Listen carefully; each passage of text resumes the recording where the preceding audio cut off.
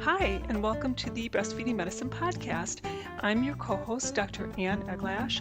I'm a clinical professor in the Department of Family Medicine at the University of Wisconsin School of Medicine and Public Health and a board-certified lactation consultant. And I'm your co-host, Dr. Karen Bodnar.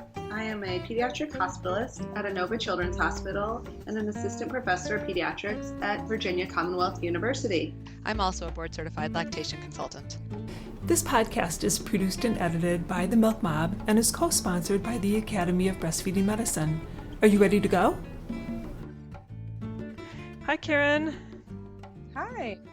All right, so we're going to continue our journey through the abstracts from ISHMERL, from the International Society for Human Milk Research and Lactation.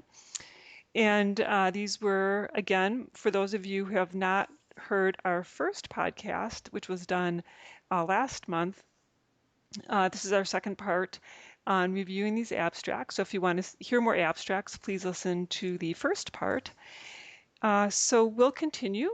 And Karen, do you want to start with a podcast? Sure. I'm going to jump right in with a study or an abstract titled Maternal DNA Methylation and Lactation Status, a Potential Mechanism for Prevention of Midlife Diseases. And the presenting author was Adetola Louise Jacques from the University of South Florida. And we know that lactation decreases risk of breast cancer, ovarian cancer, cardiovascular risk factors, and cardiovascular disease.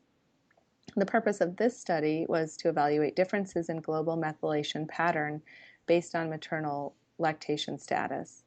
And for those of you who aren't familiar with DNA methylation, it is an important way in which our genes are regulated that is sort of in the category that's called epigenetics. And so I remember learning about genes, initially, and this idea that you've got a dominant and a recessive type of inheritance where you can have brown eyes if either of your parents has brown eyes, but you have to have a blue eye gene from each parent if you're going to have blue eyes. And over time, as we become more and more sophisticated with understanding DNA, we understand that there are a lot of other factors that come into play as to whether or not certain genes are expressed. And those factors, like methylation, can be fluid throughout our lifetime. So this was a prospective cohort study of 71 healthy women over the first 6 months postpartum. In the study, they collected blood samples, demographic information, medical history, and detailed lactation history. The DNA was extracted from preserved peripheral blood mononuclear cells of women who predominantly breastfed, that was either considered full or high partial breastfeeding, versus women who did not breastfeed between 4 and 6 months postpartum. And when they analyzed the results, they found on 24 samples, between those who breastfed and those who did not, 8 genes were significantly differentially methylated. So there were differences in the methylation of 8 genes, and they list out the names of the genes with their numbers and letters. And these specific genes have previously been linked to obesity and responsiveness to diet intervention, metabolic health, multiple cancers, cardiovascular disease, rheumatoid arthritis, inflammatory bowel disease, and neurological disorders. This was the first study of this type to demonstrate an association between maternal lactation status and differential DNA methylation in humans. And I thought that was really fascinating. Yeah, that is amazing. I would love to learn more about that, and maybe we can do a podcast on that topic. I don't even know what to say about that. I mean, the question is, how does that impact, how long does it go on for? Is it only during lactation? And clearly this, maybe that those biological plausibility. Yeah, absolutely. It really helps me better to understand why it is that all of these different health effects would be seen from lactation. Yeah, somehow the effect has to be there, and this is it's like rubber to the road. This is like how it happens. So that's just amazing. Yeah, let's keep that in mind. Put that one into a special pile. We have a pretty big special pile. We do, but that's good. So what do you have? So I have one entitled Semi-Structured Interviews to Identify Breastfeeding Facilitators and Barriers Among African American Women in Champaign County. This was authored by Julia Kim at the University of Illinois in Champaign-Urbana, which has a medical school. So into her introduction, she states that obesity rates are highest among African American children in the United States, and epidemiological evidence suggests that breastfeeding reduces the incidence of childhood obesity and overweight. So the objectives of this study were to identify perceived barriers and facilitators of breastfeeding and to gain insight into potential intervention programs that would reduce perceived barriers and strengthen those facilitators in order to support breastfeeding for African American mothers in Champaign County. So they took 15 African American women who participate in the WIC program, which for those of you who don't know of WIC, it's the Special Supplemental Nutrition Program for Women, Infants, and Children, which is available in every county and state, city, et cetera, in the United States. And these are women who had breastfed in the last year and lived in Champaign County, Illinois. And they participated in semi-structured interviews. And what they found in talking, I guess is like a focus group basically, they found that facilitators of breastfeeding, or those factors that promote breastfeeding, are having social support, access to WIC-related breastfeeding resources, and knowledge and early exposure to breastfeeding. And barriers to breastfeeding were lack of social support, returning to work or school, and lack of exposure and knowledge about the benefits of breastfeeding. And so the major themes that came about for future interventions based on this research included, first of all, establishing support groups or some sort of panel of breastfeeding, on breastfeeding by mothers who were experienced and those who were rookies, being led by women of color. In addition, working on the normalization and desexualization of breastfeeding by advertising on social media, websites, billboards, and flyers, and then providing breastfeeding education sessions in high school.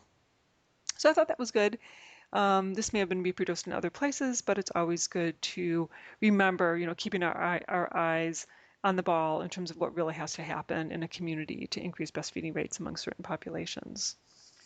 That's really interesting. And that comment about high school, it makes me think about the fact that New York State has implemented a breastfeeding curriculum K through 12, so all the way through school.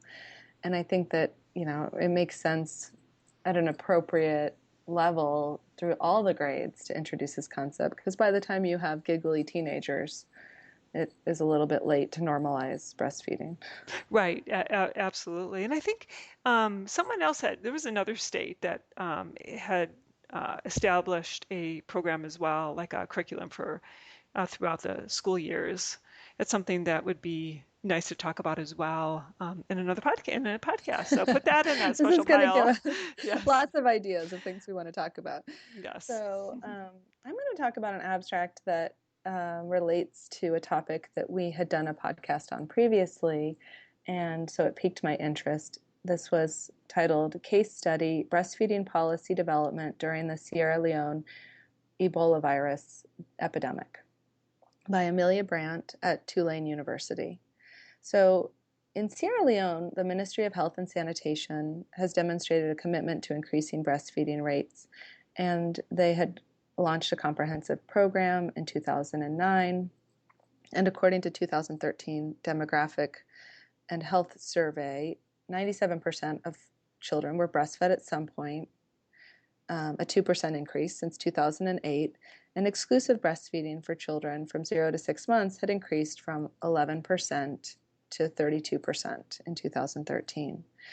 But in May of 2014, the first case of Ebola virus disease was reported in the country, and breastfeeding poses a risk for Ebola transmission while mother is symptomatic and after recovery. As we talked about at that time, it was clear that the risk of Ebola virus transmission from a symptomatic mother to a child outweighed the benefits of breastfeeding, because Ebola has about a 50% mortality rate. Little was known about the risk of transmission through the breast milk of survivors. And there's still no definitive information on how long Ebola virus can be transmitted through breast milk. So the Ministry of Health and Sanitation and their partners were tasked with developing breastfeeding recommendations for survivors, developing behavior change messages based on those recommendations, disseminating those messages to key stakeholders and the public. And they faced a lot of challenges. So they had a lack of necessary information for the recommendations. New, sometimes contradictory information was emerging throughout the epidemic. There were a large number of organizations involved in the response. There was difficulty maintaining communication between different sectors because society was so disrupted. A large number of social and behavioral change messages were being transmitted nationally, and there was general distrust by the population of the health system, and there was widespread presence of misinformation. So the Ebola virus epidemic increased the number of children under 2 years who were unable to breastfeed, either due to being the child of a survivor or having the child having been separated from their mother. And so the Ministry of Health responded by providing ready-to-use infant formula to children only from 0 to 6 months in these categories. Children from 6 to 24 months were not eligible due to fear of encouraging the use of ready-to-feed formula and further decreasing breastfeeding rates. The program was not advertised and few children benefited. So the authors state the evolution of breastfeeding policy, messaging, and nutrition programming in Sierra Leone is illustrative of the link between infectious diseases and breastfeeding. The lessons learned included ensuring that breastfeeding experts were included in outbreak response, developing a digital repository for national policies to reduce conflicting messages, include identification of children in need of nutritional services as part of initial outbreak response, and prioritize research on vertical transmission of Ebola virus. Interesting. Yeah, I thought that, that was really, it's not surprising to hear the challenges they face, but it really is thought-provoking, and hopefully we hear, intermittently messages about the importance of breastfeeding in disaster outbreaks. And I think this has really made me think more about that, because a lot of times I think, well, that's great if people are breastfeeding when the disaster strikes, but if they're not, Right. how can we support those families? Right. And how do you communicate? How do you make sure the message is a unified message and evidence-based? And yeah, and I think just having people who are knowledgeable on the subject be part of the team is really a good place to start. absolutely, which I feel like a lot of times we get left out because the whole breastfeeding arena and secretion of substances into breast milk, particularly, germs, ends up in the hands of infectious disease and microbiology. And people forget that there are lactationologists out there who know a lot about this, who can, kind of piece things together along with, working with ID. So I see that a lot in my own community, that I get left out of decisions on really sick dyads at the university or something like that. Oh, interesting. Yeah, I think, Tulane's University it's a school of public health and tropical medicine, which is often where infectious disease is studied in both of those places. And breastfeeding being such an important public health initiative, it makes sense to me that they would be looking into this. Yeah, absolutely. Very good. Okay. So my next abstract is entitled, "Can Mothers Beyond 1 Year of Lactation Be Donors of Human Milk for Premature Infants?" And the presenting author is Ursula Bernatowicz-Lajko. I probably destroyed that name. She's with the Human Milk Bank in Poland. So what they did is they looked at macronutrients and energy contents in 132 samples of expressed milk from 21 preemie mothers, 96 samples from 12 term infant mothers, and who were all in the first 2 to 6 weeks of lactation, and then 144 samples from 30 mothers who were beyond 1 year of lactation. And so they compared fat, total nitrogen, carbs, and the total energy contents of the milk. So they actually found that there's more fat in samples from mothers who were over 1 year of lactation compared to preterm and term infant mothers. The total nitrogen content, which would reflect protein, in term infants was lower than in preterm, which we know that preterm milk tends to be higher in protein. Um, and it also was the milk from mothers who were over 1 year of lactation actually had more protein than the term mothers. So highest protein was preterm, then next was over a year, and third was the term infants who were between 2 to 6 weeks postpartum, which I thought was really interesting. Hmm. And then the energy contents in mothers of the milk from mothers over 1 year was actually higher than in the other groups, than in the preterm group and in the term group. So basically more calories per ounce in that Well, group. they got more protein and more fat, Yeah. so not surprised. Well, so yeah, more protein than the term, right, and more fat, right. And so these results allowed this author to conclude that women beyond 1 year of lactation should not be rejected as donors because the macronutrient value of their milk is appropriate to the needs of preterm infants. So my comment about that is that we know that preterm infants need more protein. So fat and calories in and of itself is not associated with growth. It's been shown to be the protein that's most important, right? Because they need the building blocks for tissue growth. But I guess my other comment about that is that there's also the chain differences in calcium, vitamin C, other factors that we have that haven't been looked at. Well, yeah, and even beyond that, when you were listing the things that they looked at, I was thinking, well, what about the white blood cells and the chemical messengers and, the Right. oligosaccharides, all the millions of things now that we know are in milk. And just the title, I think, set me off because if my choice is donor milk from a mom whose baby's over a year or formula, I'm going to choose the donor milk for the preterm baby and prevent all Absolutely. those, harms that come from giving formula to that population. Yeah. Well, I think that the issue is that a lot of moms who are over a year want to continue to donate to the milk banks. And now some of the milk banks in the United States are taking that milk between 1 and 2 years, and they're using it for outpatients. Mm, And so I they can see. sell it for outpatient use. So the question is, because we could really increase the amount of milk that's donated to human milk banks in this country if we can take milk from women who are beyond 1 year postpartum. I don't know how many women beyond 1 year postpartum, would want to donate because, I mean, to me, that signals freedom from pumping when you're beyond a year. At that point, if you're nursing your toddler, you should like be free from your pump and just nurse a couple times a day and be free, that's kind of the greatest thing ever is not have to pump at work or whatever. But I imagine some moms just, do have a fair amount of milk and want to continue to donate. So Yeah, yeah. that's interesting. Hmm. All righty. Well, let's come back to sort of, gosh, I don't even know how I would classify this abstract. It is titled Optimal Periods of Exclusive Breastfeeding Associated with Any Breastfeeding Duration, Replication with a Diverse Sample by Anne Dozier at University of Rochester. And as we know, a positive association between duration of early exclusive breastfeeding and duration of any breastfeeding has been repeatedly demonstrated.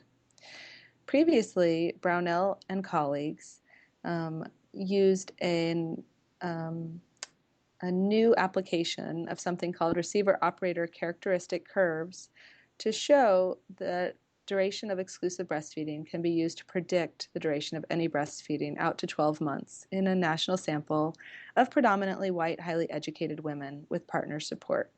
And the authors of this study were interested in using this novel technique to look at a different data set. They had a low income, diverse group of mothers. They talk a lot about their sampling, but what I thought was interesting about this was that they looked at the minimum duration of exclusive breastfeeding, and the thresholds range from 3 weeks to 13 weeks that were associated with maintenance of any breastfeeding at 6 time points between 4 and 20 weeks. So not going out all that far, any breastfeeding only out to about 5 months. But what they found was the exclusivity threshold for maintenance of any breastfeeding at 3 months was, which is 13 weeks, and at 20 weeks was 9 and 14 weeks. So that basically is telling me that about 4 weeks after moms introduce formula, they are done breastfeeding. That's And this is very similar to what the previous author had found in his highly educated white population, where any breastfeeding at 3 months and 20 weeks were found with an exclusive breastfeeding time of 9.5 weeks and 12 weeks. And they say that the fact that both analyses yielded similar results using demographically different samples demonstrates that there may be a biological basis for this phenomenon. And additionally, these threshold estimates could be used by physicians, lactation consultants, peer counselors, and others working with mothers to generate specific targeted goals to enhance the likelihood of achieving breastfeeding duration recommendations. And I actually would sort of put a twist on that last statement and say that I think that really the fact that this has been shown to be somewhat universal makes me more likely to say to moms who are intending to dual feed, there's pretty good evidence that people aren't going to exclusively breastfeed for that much longer than a month past when they introduce formula, and try to help people understand the challenges of low dose, as we call it in California. Yeah. And I think that there's a lot more work to be done in this respect because there are probably certain characteristics that are that would define the population that's most likely to continue both versus the folks that, once they were exclusively breastfeeding and then they add formula and they're done. Because there are women who have insufficient milk supply, they have breastfeeding problems early on, they start formula early, so they haven't exclusively breastfed very long, but they stick to it throughout No, the year. absolutely. There So are certainly moms who I see who are, doing a lot of long-term breastfeeders. So, they're breastfeeding their babies past their second birthday, who really never exclusively breastfed. And so there are certain populations right. that holds true for as well. Right. Yeah. So yeah, I would feel bad about saying to someone, well, if I you don't think I introduce would say formula, it like yeah, that. right. Right. So I think that's a good start in terms of like clinical utility, but I think we need to just be more respectful of a population and kind of figure out what are those other risk factors so that it's kind of like knowing in my population who's going to have a heart attack and say, well, you're smoking and you have high blood pressure and you have, high cholesterol and you're overweight and you don't exercise. Okay, I can say to that person, you're like a walking time You're a bomb. time bomb. But when I don't, but I think we need to have a few more characteristics of women who are, at risk for early weaning when they introduce formula because, sometimes they just need that little extra for daycare and they want to keep going. And so, yeah.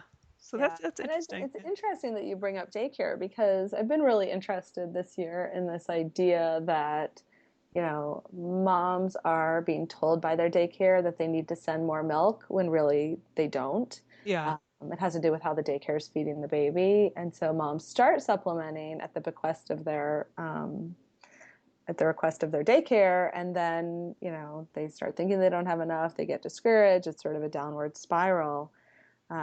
There's so many factors. It's complicated and it's a journey for all moms.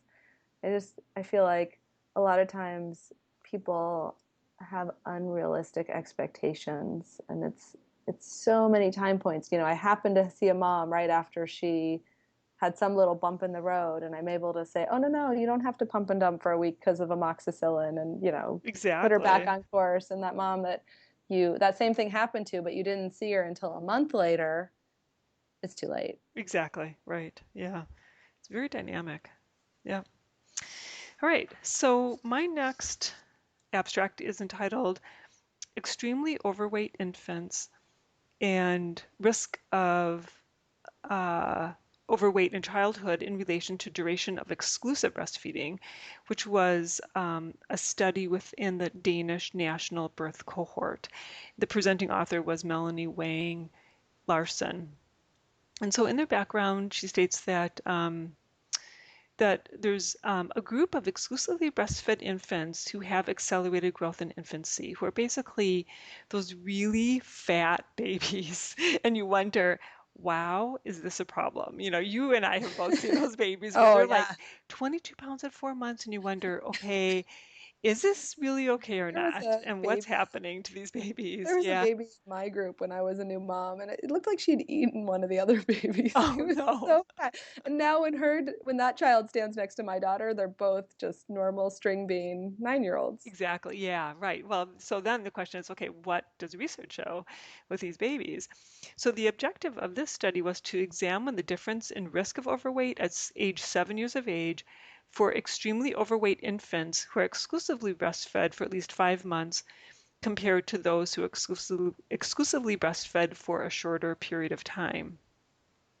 So so basically, I'll just cut to the chase. They found that extremely overweight infants had an adjusted odd ratio for overweight at age 7 of 3.6, which is really high when compared to non-overweight infants. So the risk, if they're very overweight as an infant, um, they have a much higher risk of being overweight at age 7. And then the interaction between extreme overweight and exclusive breastfeeding was not significant, indicating that the risk of overweight at age 7 was not different between the two groups of infants exclusively breastfed for shorter or longer than 5 months. So they said that extremely overweight infants have a high risk of overweight at age 7, regardless whether they are exclusively breastfed for 5 months or for a shorter period of time. And further analysis of duration of breastfeeding as a quantitative exposure will show associations with risk of later overweight. So that's interesting. I have to say that my experience, I mean, that's interesting because that's a big population study. But from my personal experience, I see some of these like hugely chubby babies. And my daughter was one of them. She was like 32, 33 pounds at a year. And Whew, yeah, and she's, not, I mean, she has a she's totally normal BMI. she's svelte. She's spelt, exactly. And so, but no, I see that, over all these years of my practice, I personally think it has a lot to do with if they are formula fed and if they, and I think the other thing in I guess from my observations is that the families where the babies are really overweight and they're breastfeeding, that they tend to have better food choices. They tend to be more enlightened about healthier foods as the Yeah, I'm babies start curious how this would solids and break down if you look at different socioeconomic groups right, exactly. under this study. Right. If you look at, right, exactly, because people who are more educated are going to likely have a healthier diet, and if they have more money, they can choose more fruits and vegetables. And so I think that there's, just looking at that cohort, you do have to look at subpopulations. Yeah, absolutely. You've got me flipping like a madwoman through all these abstracts while you're talking because there was an abstract, actually, there were two that I read that related to this study that I was like, yeah, I could skip that talking about it.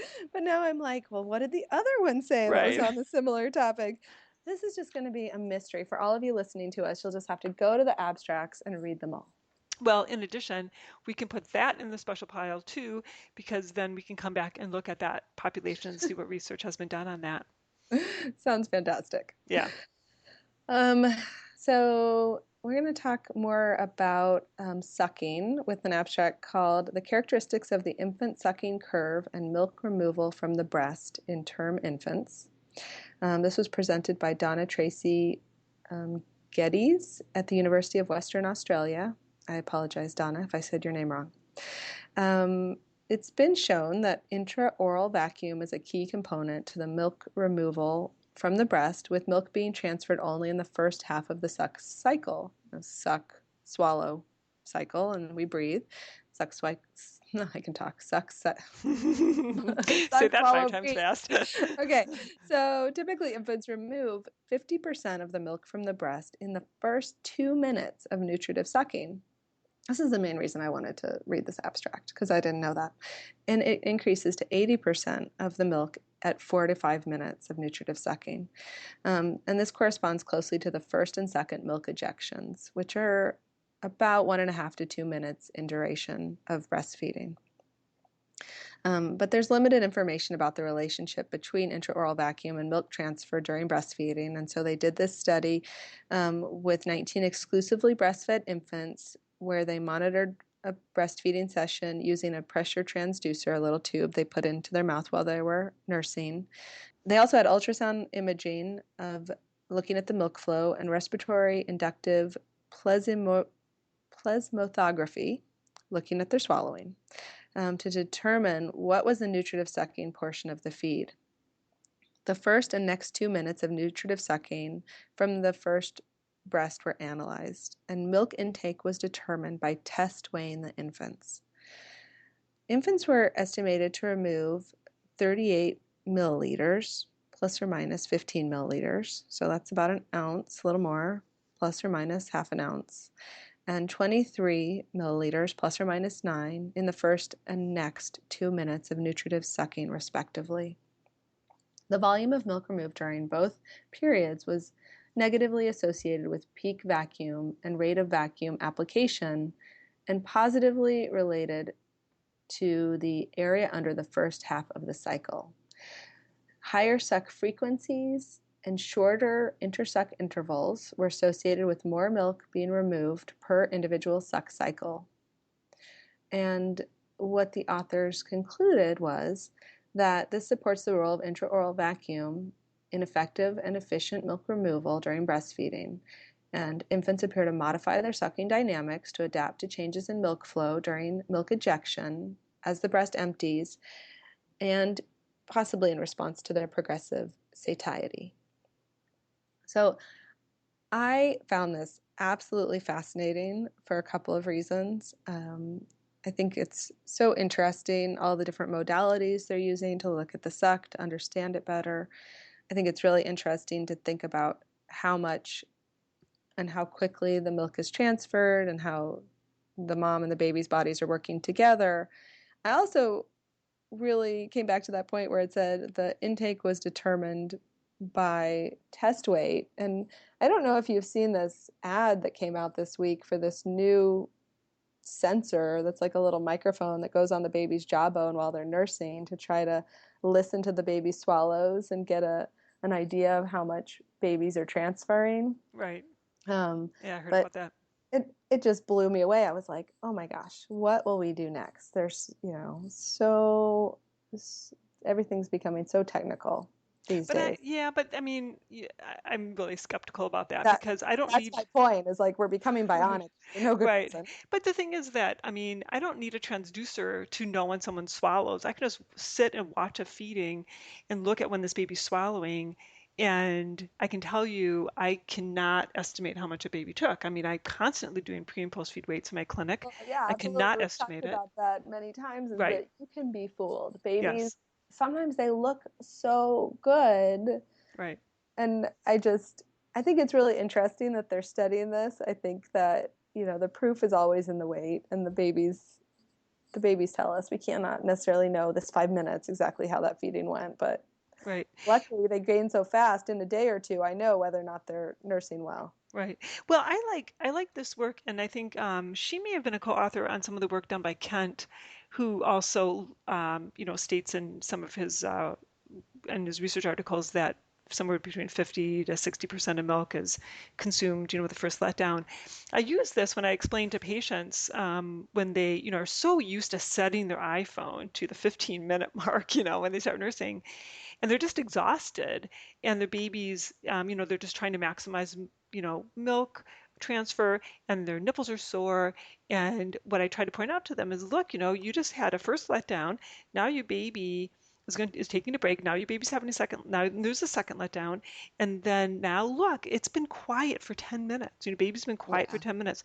You don't need to do that. After that second letdown, take the baby off, put the baby on the other side, and then we'll do a little switch nursing, and then they're done in like, 15 minutes as opposed to Oh, 30 yeah. minutes. And they're like, wow, this is great. And I try to explain, like, you have to watch your baby's behavior. But I think that that research that they've done is important. However, my question is in the study is how many weeks postpartum I had was that question mother, also, right? was how far postpartum were these moms? Right. Because I get this call all the time, and I had a patient come in recently. I can't remember. The baby was maybe, I don't know, 3 months old, and the mom was so distressed because the baby was only eating for 6 minutes and then wouldn't go back on, and the baby was done. The Right. baby was super Right. efficient.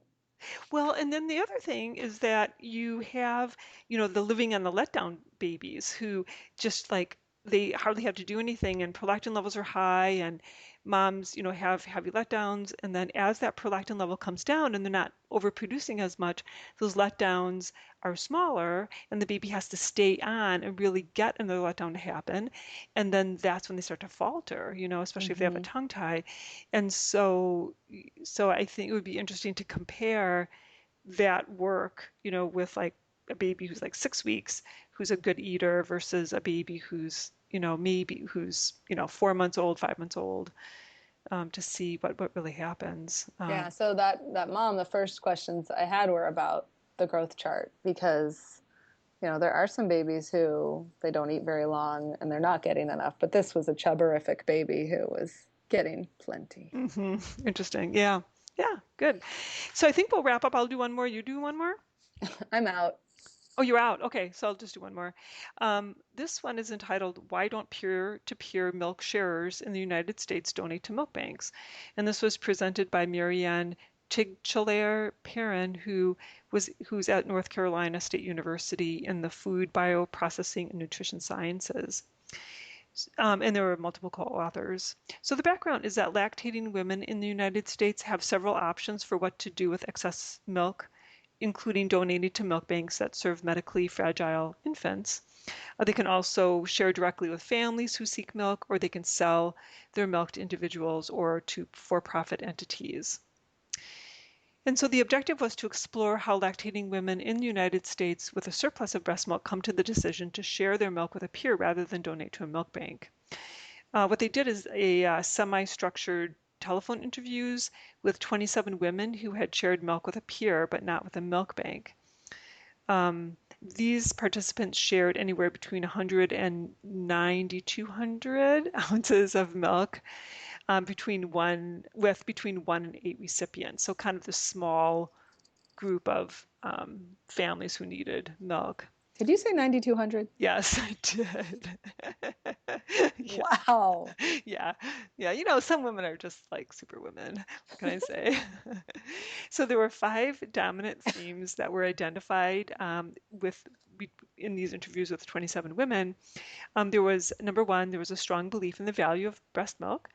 There was the unexpected versus planned donation. So these are probably like, maybe I'm not sure, which one was more likely or not, if it was unexpected or planned.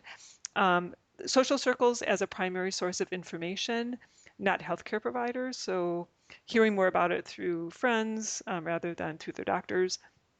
And then concerns and knowledge gaps about milk banks and the desire to help and connect. So they felt that this research offers insights into potential strategies for promoting milk bank donation among peer-to-peer milk sharers, including developing donor education campaigns, focusing on knowledge gaps regarding milk banks, and also working on healthcare professional referral programs that can reduce barriers associated with the convenience of milk bank donation. I'm surprised that they didn't talk about convenience because I find that that's a big deal. That women who want to donate call, they may call a local milk bank, maybe don't get an answer for a couple days, or find that they have to, get their blood drawn and then they have to get a note from their doctor and the baby's doctor, and they may be between doctors or don't think that their doctor is going to do anything with the note, and they would have to communicate with the healthcare provider about the fact that this letter is going to come, and they may just say, screw it, I'll just share it with this person down the street who I really like a lot. Yeah, I mean, it does often seem odd to me that moms have to get a letter. I mean, I understand the theory behind it, that moms have to get a letter that their baby is thriving before they're able to donate this milk, but it's, the freezer's already full and the baby Right. is what the baby is. Yeah. So, Well, I think it's more of a character thing, so if I know that I have a mother, the thing about healthcare providers is that hopefully they have some insight into the family dynamics. And so if I know someone who wants to donate, but I know for a fact that she intermittently engages in cocaine use, which he may not have, disclosed to the milk bank, I'm, you know, going to say no. I certainly have met mothers who have been a little pathologic with using drugs, and then they've been asked to stop nursing, and they continue to produce milk, and then decide they're going to donate it. This weird stuff. there's Weird so much stuff. weird stuff that we Yeah. encounter in this work. So I think that, the bottom line is that most donors are super safe, but I think having a healthcare provider who just hopefully knows a little bit more, whether it's the family doctor for both of them or the pediatrician and the primary care physician for the mother, someone else who kind of knows a story and says, oh yeah, this person's safe. Like I feel good about what this mother's doing. Just knowing more than just the health, but also knowing the social situation, I think is kind of like a way to just verify that this is an okay thing to do, in addition to all the other testing that mothers go through. So I think, even though it is kind of a barrier, I think it does add to some safety to the donor milk pool, for these really super fragile babies, in the hospital. Sure. And the So, fact that they pool the milk also mhm. reduces the risk as well. Right, exactly. Yeah. Great. Well, that's exciting. So again, if anyone would like to explore these abstracts more, it's in the March issue of Breastfeeding Medicine Journal in 2016. So I will talk to you like in a couple weeks. Yeah, I'm going to see you at the USBC. Absolutely. Which for those who are listening, that will be or had been in July, because we'll probably post this in August. Oh no, I'm It's sorry, in it's August. early August. So yeah, maybe we can get this out by August. That'll be great. All right. Take care. Talk to you later. Alrighty. Yep. Bye. Bye. For questions regarding this podcast, contact us through themilkmob.org. We have other educational projects going on there, such as the Clinical Question of the Week and our Outpatient Breastfeeding Champion programs. If you want to see what we look like, check out our Facebook page, where you can also share comments and questions with your co-listeners. To learn more about the Academy of Breastfeeding Medicine, please visit www.bfmed.org. Thanks for listening. We'll be back with you in a few weeks.